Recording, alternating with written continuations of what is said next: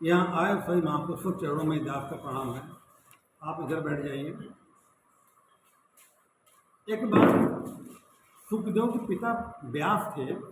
सुखदेव ने पिता से पूछा, ऐसा कौन सा ज्ञान है जिसको जानने के बाद कुछ जानना बाकी नहीं रह जाता, कुछ पाना बाकी नहीं रह जाता।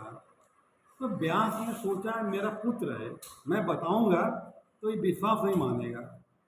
उन्होंने कहा, बेटा ऐसा है, तुम जाओ राजा जनक के पास जाओ, वो तुम्हें ज्ञान देंगे इसका। जनक के पास महल जाते हैं सुखदेव मुनि, तो द्वारपाल आगे खड़ा होता है। तो द्वारपाल से कहते हैं, मुझे राजा से जनक से मिलना है, कुछ ज्ञान प्राप्त करना उनसे। तो द्वारपाल कहता है, पहले मेरे सवाल जवाब दीजिए तो मैं जाने दूंगा अंदर। सुखदेव ने पूछा, पूछे क्या सवाल है। उस द्वारपाल ने पूछा, ऐसा कौन सा जीव है न चलता है, न उड़ता है, न खाता है, न पीता है, न सोता है, न जागता है और जीव है, ऐसा कौन सा जीव है। सुखदेव ज्ञानी पुरुष थे। उन्होंने कहा, वह अंडा है। अंडा न सोता है, न जागता है, न खाता है, न पीता है, न उड़ता है, न बैठता हुआ है। द्वारपाल ने कहा, सही जवाब दिया आपने। अंदर चले गए अंदर। एक द्वारपाल और मिला वहाँ पर। वो सुखदेव ने उससे कहा कि हमें राजा से मिलना है, कुछ ज्ञान लेना है। तो द्वारपाल खड़ा करता वहीं पर, तो कहता, आप ठहरिए, हम महाराज से पूछ करके आते हैं। वो द्वारपाल जाता महाराज जनक के पास, कहता, महाराज जनक, सुखदेव आए हुए हैं, व्यास के पुत्र हैं, आपसे कुछ ज्ञान प्राप्त करना चाहते हैं। तो जनक ने कहा, वो योग्य है कि नहीं, पहले परीक्षा लेनी पड़ेगी उसकी, उसके बाद अंदर आने देना उसको।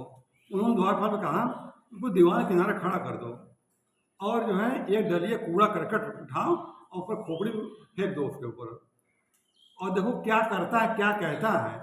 उसके बाद उसको निर्भर करेगा कि ज्ञान दें लेने योग्य है या नहीं। कहने लगा, ठीक है। द्वारपाल आया, उनसे कहा कि दीवार किनारे खड़े हो जाइए। दीवार किनारे खड़े हो गए। द्वारपाल गया, एक डलिया में कूड़ा करकट गंदगी भरा उसमें, छत से ऊपर उनको उड़ेल दिया। इनके सर पर गिरा करके गंदगी गिरी, कपड़े में गिरा, कपड़ा झाड़ झूड़ करके किनारे खड़े हो गए। चुपचाप खड़े रहे, कुछ बोले कुछ नहीं। द्वारपाल गया, कहने लगा, महाराज हमने कूड़ा फेंक दिया, लेकिन कुछ बोला नहीं, चुपचाप शांत खड़ा रह गया। वो कहने लगे, जनक वो योग्य है, फिर वो बुलाओ उसको। उसके पास आते हैं सुखदेव मुनि, प्रणाम करते हैं। जनक पूछते, हमसे क्या ज्ञान प्राप्त करना चाहते हैं आप हैं।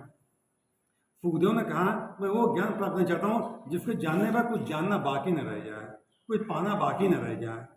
जनक ने कहा, वो ज्ञान है।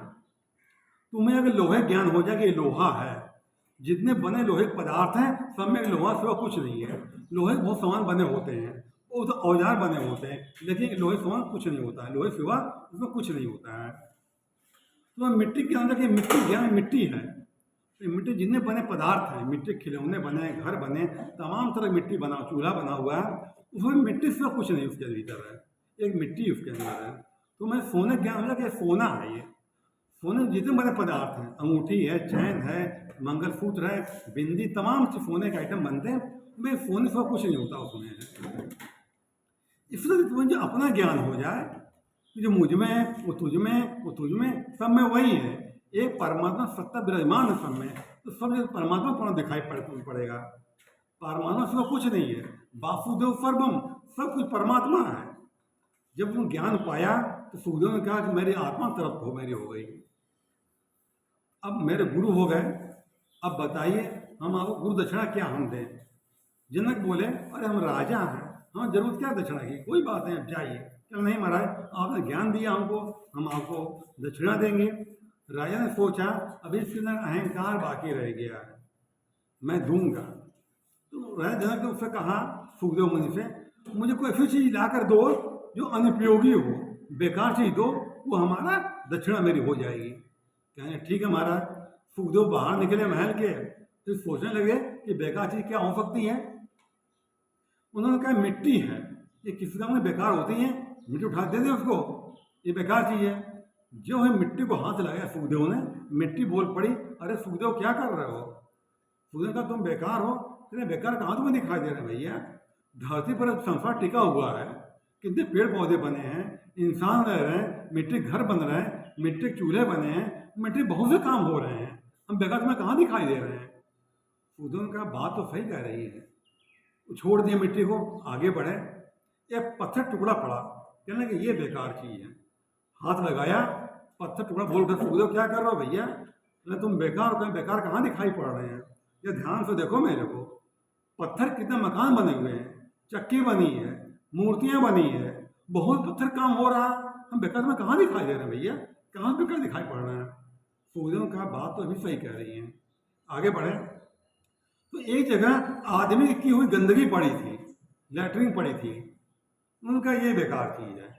जब हाथ लगाए गंदगी हो, गंदगी बोल उठे, फूदो क्या कर रहे हो? कहले तुम बेकार चीज़ हो। कहले बेकार कहाँ है, जब हमको ध्यान से देखो, कितने कीड़े खा रहे हैं मेरे को, अपना पेट भर रहे हैं, हम खेती खाद बनते हैं ये करके। और कल हम ऐसे नहीं थे, कल हम बड़े बड़े पकवान बने हुए थे, जब आदमी ने खाया तब मेरा ये हाल कर दिया। हम बेकार नहीं हैं। अब फूदो भ्रमित हो गए, कहने आखिर बेकार चीज़ क्या है? वो गंदगी से पूछा कि बेकार चीज़ क्या है? गंदगी कहती है बेकार चीज इंसान का अहंकार है, अहंकार बेकार है। दुनिया में कोई चीज़ बेकार नहीं, परमात्मा बनाई हुई चीज़ है, इंसान का अहंकार बनाया हुआ है, वही बेकार है। उसको ज्ञान प्राप्त हुआ कि अहंकार ही बेकार है। जनक के पास सुखदेव आए, कहने महाराज मैं अपना अहंकार मैं आपको दे रहा हूँ, यही बेकार चीज़ है। जनक ने सर पे हाथ रखा, कहे अब तुम पूर्ण ज्ञानी हो चुके जा करके। अहंकार का रोग है इंसान को, इंसान में कोई कसूर नहीं, इंसान ही बेमुख हुआ प्रभु से, प्रभु इंसान दूर नहीं, परमात्मा बहुत करीब है, परमात्मा बहुत करीब है। इंसान अहंकार दिमाग खड़ी रखी है। तुलसीदास कहते हैं, है नेरे सूझत नहीं दिग्धि कैसी जिंद, तुलसी संसार को भया मोतिया बिंद। परमात्मा बहुत करीब है, इंसान ने अहंकार कारण जो है दूरी बना रखी है। मैं हूँ, मैं करता हूँ, मैं न होता ये न होता, इंसान अज्ञानता है, मूर्खता है। परमात्मा एक है, उसके रूप दो हैं, एक साकार एक निराकार। जो साकार दिखाई दे रहा, संसार दिखाई पड़ रहा है, ये परमात्मा का साकार रूप ये है, लेकिन परिवर्तनशील है। या यूँ कहें परमात्मा की माया ये है, ये बदलती रहती है, एक जैसा नहीं रहता है। जो आज आपको सब दिखाई पड़ रहा है, आज 100 साल पहले नहीं था सब ये, और 100 साल बाद रहेगा भी नहीं ये। लेकिन परमात्मा निराकार स्वरूप है, हमेशा एक जैसा रहता हुआ है। परमात्मा निराकार स्वरूप क्या है? ये महाशून्य है, ये परमात्मा निराकार स्वरूप है।